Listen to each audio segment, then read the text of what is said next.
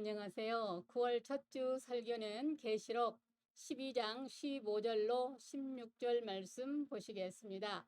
여자의 뒤에서 뱀이 그 입으로 물을 강같이 토하여 여자를 물로 떠내려가게 하려 하되 땅이 여자를 도와 그 입을 벌려 용의 입에서 토한 강물을 삼키니.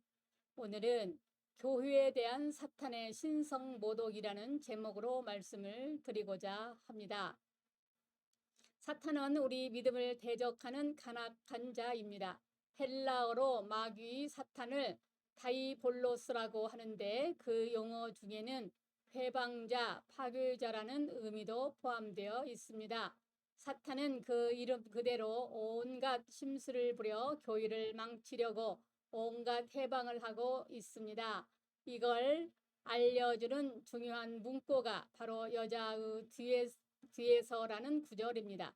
뱀이 여자의 뒤에서 온갖 해방을 부리고 있습니다. 마태복음 16장 23절에 예수님께서도 사탄아 내 뒤로 물러가라고 하셨습니다. 앞에서 해방하지 말라는 것입니다. 이처럼 사탄의 자리는 뒤입니다. 사탄은 여자 곧 교회의 뒤에서 온갖 해방을 한다는 것입니다. 이러한 사탄의 해방은 구체적으로 이단과 이설의 회방입니다. 15절 뱀이 그 입으로 물을 강같이 토하여 여자를 떠내려가게 하기 위해서 뱀이 입으로 물을 강같이 토합니다. 여기 뱀은 에덴 동산에 나타난 꿰는 뱀입니다. 그리고 여기 물의 부정적인 의미 중에 하나는 바로 비진리 사상입니다.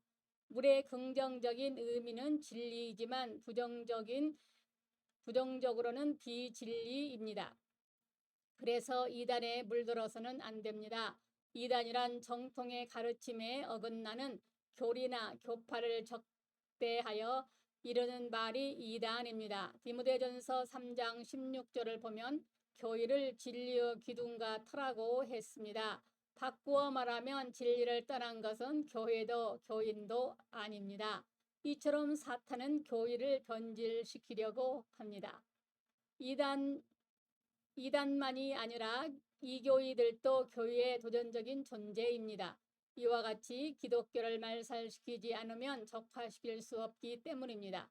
그리고 공산주의자들이 기독교의 본질을 말살하기 위해 만든 교묘한 종교 혼합주의를 보겠습니다.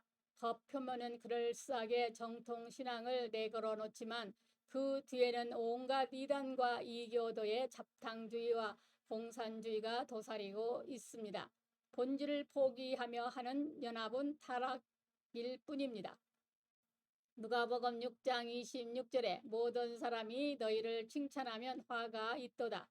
그들의 조상들이 거짓 선지자들에게 이와 같이 하였느니라 하였습니다. 교회의 본질을 무너뜨리는 거짓 선지자의 전형적인 포상이 세속화의 회방입니다. 뱀이 그 입으로 물을 강같이 토한다 또 다른 의미입니다. 물의 다른 부정적인 의미는 세속적인 사랑입니다. 그래서 잠언 5장 15절로 18절에 너는 내 우물에서 물을 마시며 내 샘에서 흐르는 물을 마시라. 어찌하여 내 샘물을 집 밖으로 넘치게 하며 내 도랑물을 거리로 흘러가게 하겠느냐. 내가 젊어서 취한 아내를 즐거워라 했습니다. 잠언 9장 15절로 17절에도 자기 길을 바로 가는 행위를 불러 이르되 도둑질한 물이 달고 몰래 먹는 떡이 맛이 있다 하는구나. 창녀들이 지나가는 행위를 꾀는 말인데 여기서는 물이 부정적으로 쓰인 예입니다. 성경은 일락을 좋아하는 자는 살았으나 죽었다고 말씀합니다. 그러므로 뱀이 토하는 물은 교회를 교회되지 못하게 하려고 온갖 세속화나 비진리로 공격하는 것을 가리킵니다. 이 세속화의 물결이 얼마나 거센지 전파를 타고 여지없이 우리 안방까지 총천연색으로 쳐들어오고 있습니다. 네덜란드의 경우 1909년에 네덜란드의 95%가 교인이었으나 1991년에는 43%로 격감했고 이러한 감소 추세로 2020년에는 파란 국민의 24%만이 기독교인이라고 합니다. 세속화 때문입니다. 아무리 정통 신학의 토대 위에 선 교회라 할지라도 미지근해지거나 세속화되면 그건 죽은 것이지 교회가 아닙니다. 1988년 한국을 방문하여 약 10개월 동안 급성장한 한국 교회를 면밀히 분석하며 연구한 레오 오스롬 역시 한국의 모든 교회가 가까운 미래에 직면하게 될 최대의 이슈는 세속화의 문제가 될 것이라고 결론을 내렸습니다. 그런데 그 예언 그대로 세속화 문제가 가장 큰 문제입니다. 핍박도 없고 경제적으로 윤택해지다 보니 신앙생활을 적당히 하려는 사람이 많아졌습니다. 말씀과 기도의 모임보다 친목 모임이 많고 교회를 사유화하거나 반대로 하나님의 뜻보다 사람의 회합을 제대로 여기며 윤리의 기준을 벗어나 세상과 적당히 타협하거나 예배가 약화 내지 폐지되거나 물량주의, 개교주의, 심지어 종교 다원주의와 동성애를 지지하고 하나님보다 사람들에게 포커스를 맞추고 인간 흥미 위주로 돌아간다면 희망이 없습니다.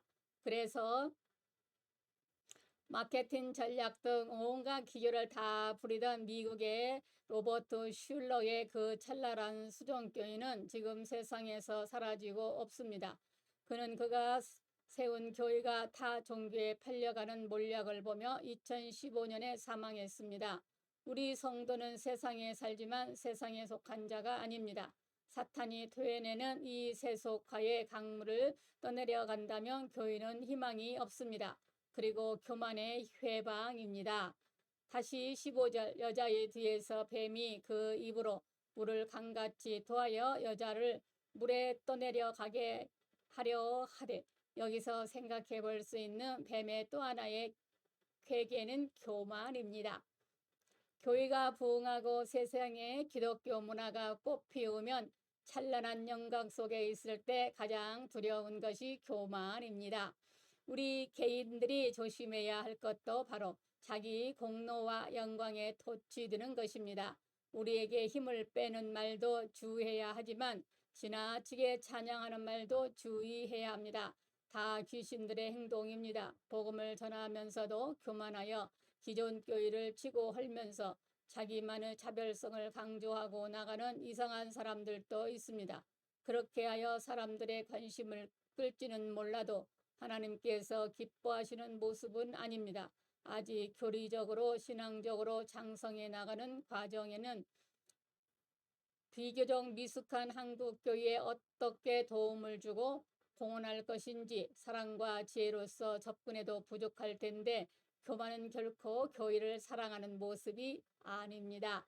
외부의 적보다 내부의 적이 더 위험합니다. 바울이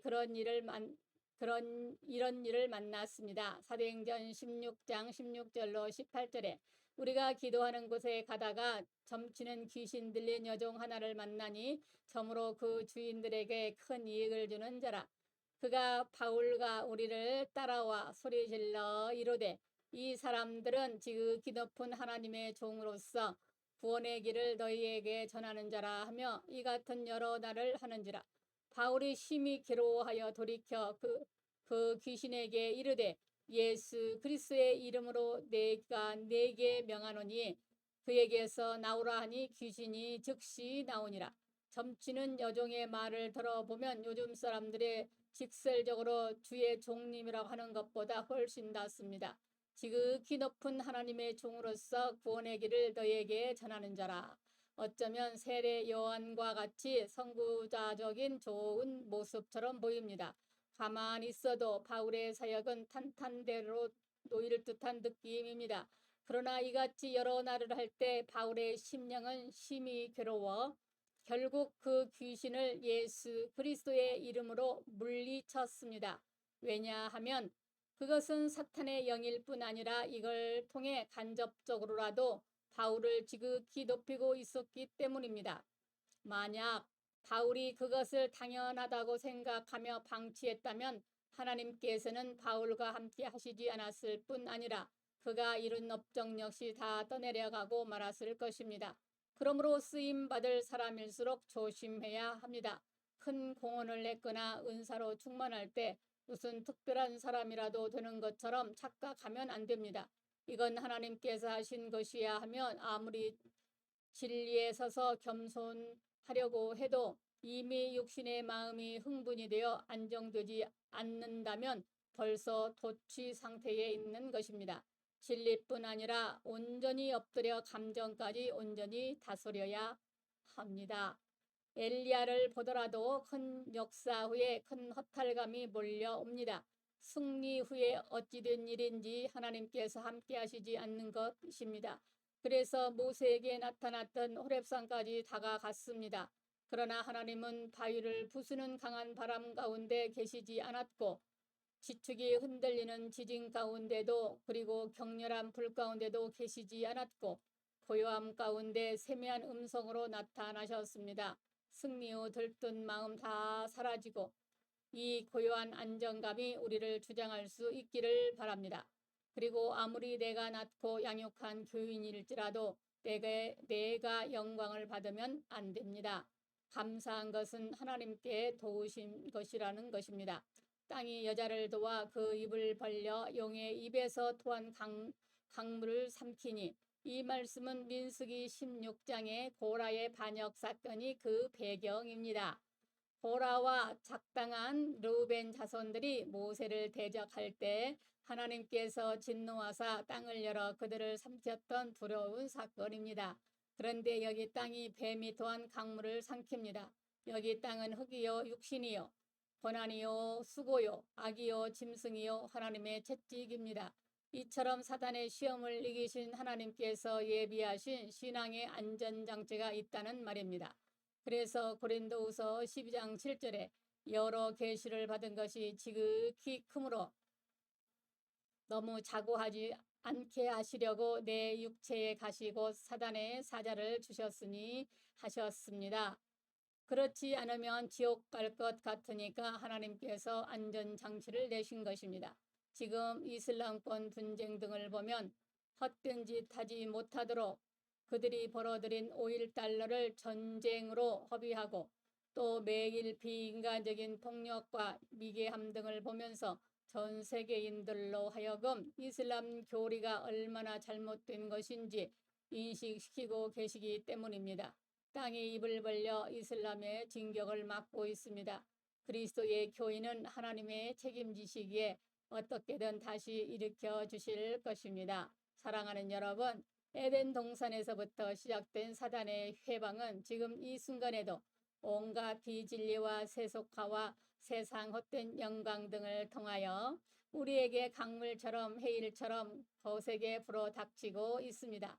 이럴 때일수록 더욱 진리에 서서 흔들리지 마시기 바랍니다. 더욱 하나님을 경배하며 사랑하시고 더 열심히 신앙생활을 해야 합니다.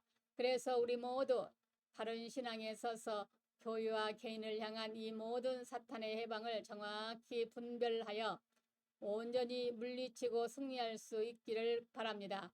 감사합니다. 우리 주 예수 그리스도의 이름으로 사랑하고 축복합니다.